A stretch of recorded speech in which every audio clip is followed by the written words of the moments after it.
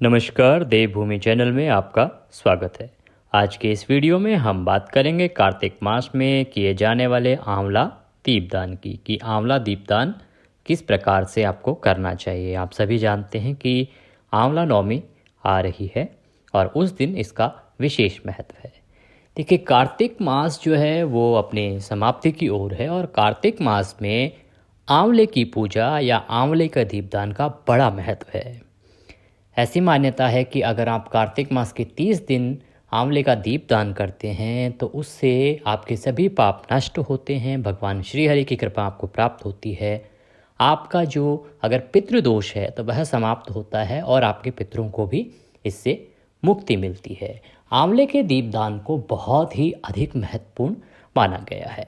कार्तिक मास में आंवले की तरह ही तुलसी दीपदान का भी बड़ा महत्व है। अगर आपने तुलसी का दीपदान भी नहीं किया है तो आप आखिरी के 5 दिन, कार्तिक मास के जो आखिरी के 5 दिन हैं उनमें भी अगर आप दीपदान करते हैं तो वह भी आपको पूरे 30 दिन दीपदान के समान ही फलदायी है। क्योंकि आखिरी के जो 5 दिन हैं कार्तिक मास के, जिसे हम भीष्म पंचक कहते हैं, ये बहुत अधिक फलदायी हैं और प्रभु कृपा से इन 5 दिनों में आपको भगवान विष्णु की कृपा अवश्य प्राप्त होती है और उनकी कृपा से आपके सभी दुख जो हैं वो दूर होते हैं।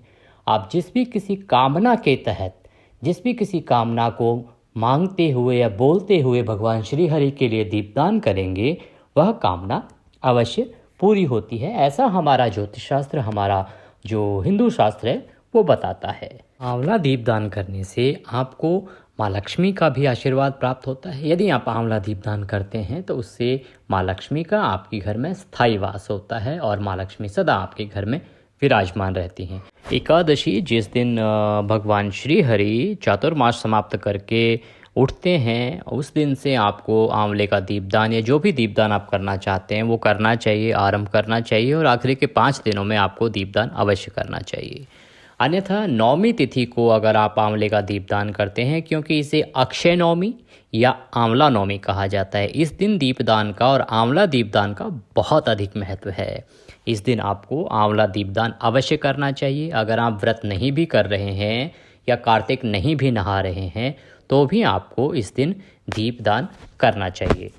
आंवला नवमी वाले दिन अगर आप दीपदान करना चाहते हैं या करते हैं तो यह सबसे उत्तम माना गया है। इस दिन दीपदान करने से आपके पितरों को मुक्ति मिलती है और साथ ही जो आपका अगर पितृदोष है वह आपकी कुंडली से समाप्त होता है। होता क्या है कि कई बार हम उनका नियमित रूप से श्राद्ध नहीं निकाल पाते हैं, अमावस्या को श्राद्ध नहीं कर पाते हैं, किसी वजह से कभी हमने उनका पिंडदान ना किया हो या जब उनका अंतिम संस्कार हुआ उस समय किसी विधि में कुछ त्रुटि रह गई हो, इस वजह से या कुछ कर्मों से हमारे जो पितृ हैं वो नरक की तरफ होते हैं और अगर हम इस प्रकार कोई पूजा उनके लिए नहीं करते हैं तो वो पितृदोष हमारे लिए लगता है और उनकी कृपा हमें प्राप्त नहीं होती।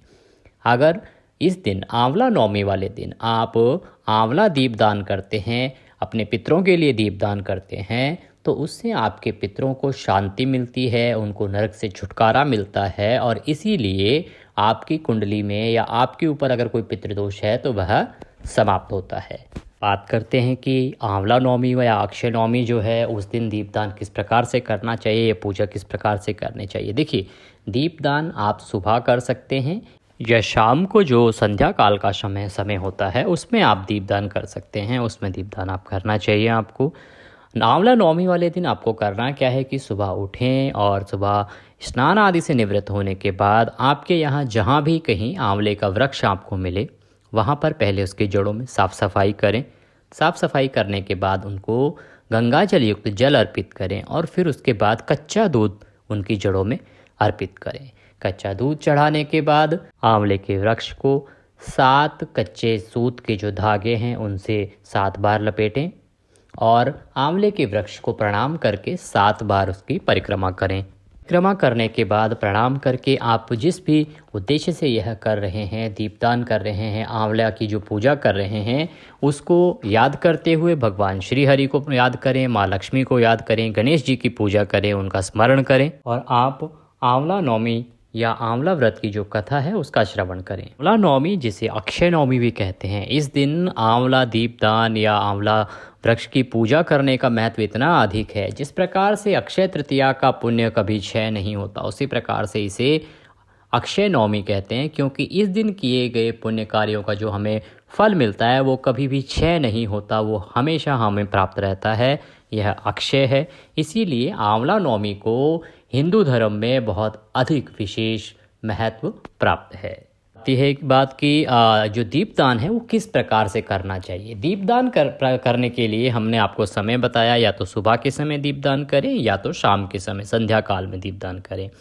इसके लिए एक प्लेट लें, उसमें 5, 7, 11 जितने भी आप रखने चाहें आंवले, साफ़ आंवले लें, उनको धो लें, अच्छे से साफ़ कर लें, फिर उसके बाद कपड़े से पोंछ लें। पोंछने के बाद उनको प्लेट में रखें।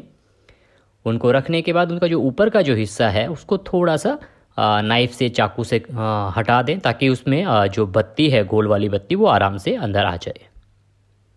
उसके बाद गोल वाली बत्ती लें, और जो कि घी की हो तो बेहतर है, अदरवाइज़ आप जो आपको उपलब्ध है उसमें आप कर सकते हैं। अन्यथा सबसे उत्तम है कि आप घी की बत्ती लें, गोल वाली, और वो बत्ती उस आंवले के ऊपर वाले हिस्से पे रख दें।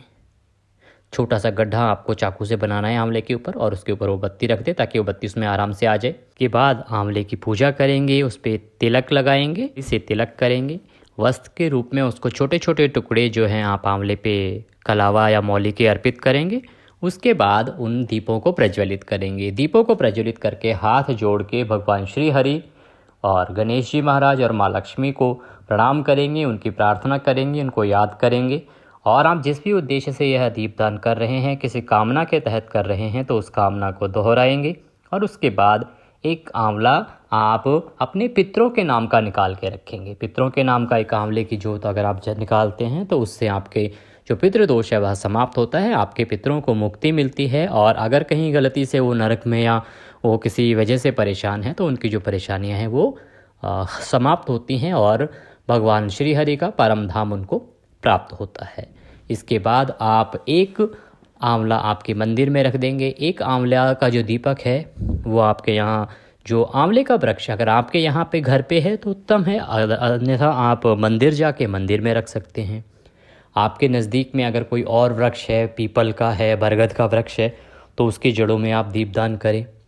आप दीपदान करने के लिए मंदिर जा सकते हैं, मंदिर में आप दीपदान कर सकते हैं। इस प्रकार से वो दीप रखेंगे। बात आती है कि और क्या करना चाहिए। आंवला नवमी वाले दिन आपको आंवले का दान करना चाहिए। आंवले का दान आप किसी योग्य ब्राह्मण को करेंगे। सवाया आंवला लेंगे, सवाया अर्थात या तो 125 ग्राम, 1.25 किलो, इस प्रकार से सवाया आप आंवला लेंगे।